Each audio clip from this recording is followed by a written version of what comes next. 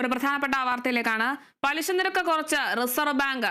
പലിശ നിരക്ക് 0.5% കുറച്ചു. പലിശ നിരക്ക് 5.25%. ഭവന-വാഹന വായ്പാ നിരക്കുകൾ കുറയും. രൂപയുടെ മൂല്യത്തകർച്ച കണക്കിലെടുത്തിട്ടില്ല. പണപ്പെരുപ്പം കുറഞ്ഞതും ആഭ്യന്തര വളർച്ചയും തുണയായി. രൂപയുടെ വിനിമയ നിരക്കും മെച്ചപ്പെട്ടതും തുണയായിട്ടുണ്ട്.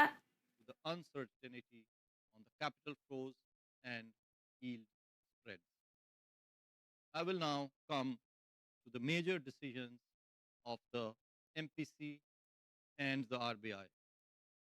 The MPC met on the 3rd, 4th, and 5th of December to deliberate and decide on the policy repo rate.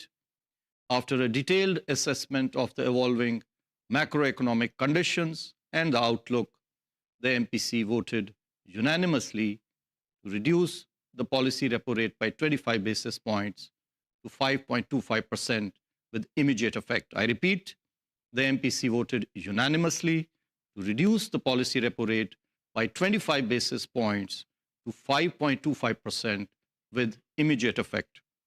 Consequently, the STF rate under the LAF shall stand adjusted to 5% and the MSF and bank rate to 5.5%. The MPC also decided to continue with the neutral stance. Moreover, in view of the evolving liquidity conditions and the outlook, the Reserve Bank has decided to conduct OMO purchases of government securities of 1 lakh crore rupees and a 3-year dollar-rupee buy-sell swap of $5 billion this month in December to inject further durable liquidity into the system. I shall now briefly set out the rationale for the decisions of the MPC. The MPC noted that the headline inflation has eased significantly and is likely to be softer than the earlier projections. This is primarily on account of the exceptionally benign food prices.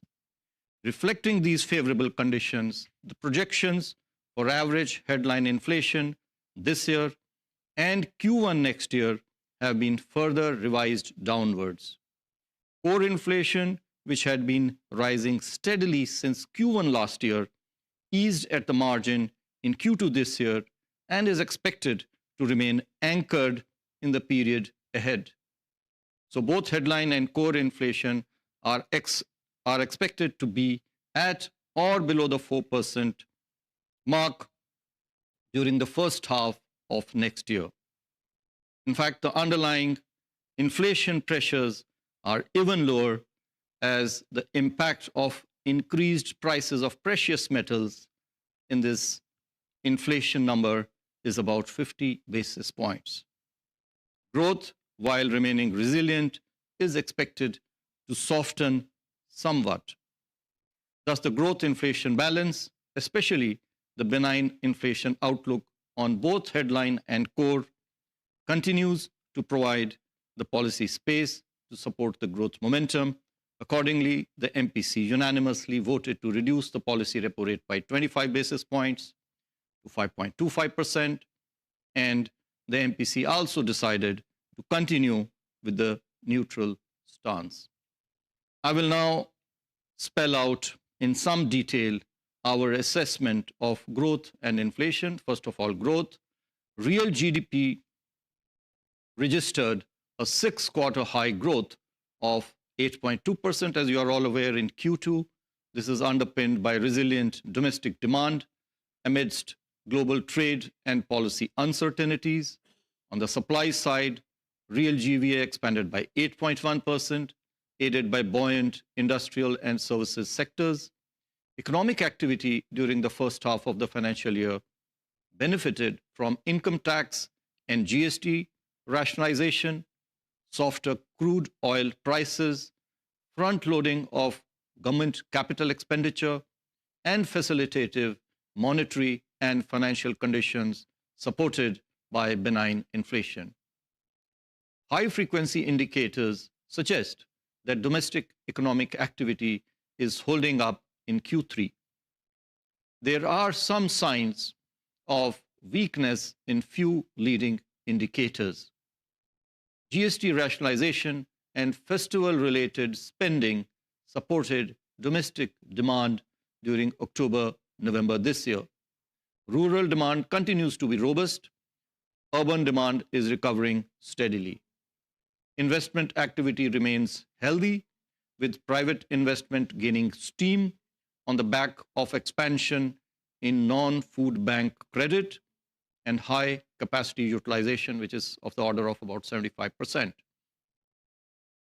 Merchandise exports declined in October amid subdued external demand, accompanied by softer services exports.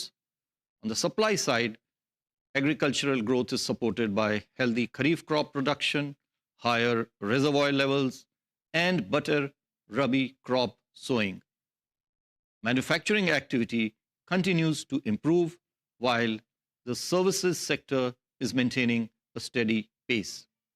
Looking ahead, domestic factors such as healthy agricultural prospects, continued impact of GST rationalization, benign inflation, healthy balance sheets of corporates and financial institutions, congenial monetary and financial conditions should continue to support economic activity. Continuing reform initiatives, moreover, would further facilitate growth. On the external front, services exports are likely to remain strong, while merchandise. Reserve ബാങ്കിന്റെ പണവായ്പാ നയം പ്രഖ്യാപിച്ചു. പലിശ നിരക്ക് 0.5% കുറച്ചിട്ടുണ്ട്. 5.25% പുതിയ നിരക്ക്.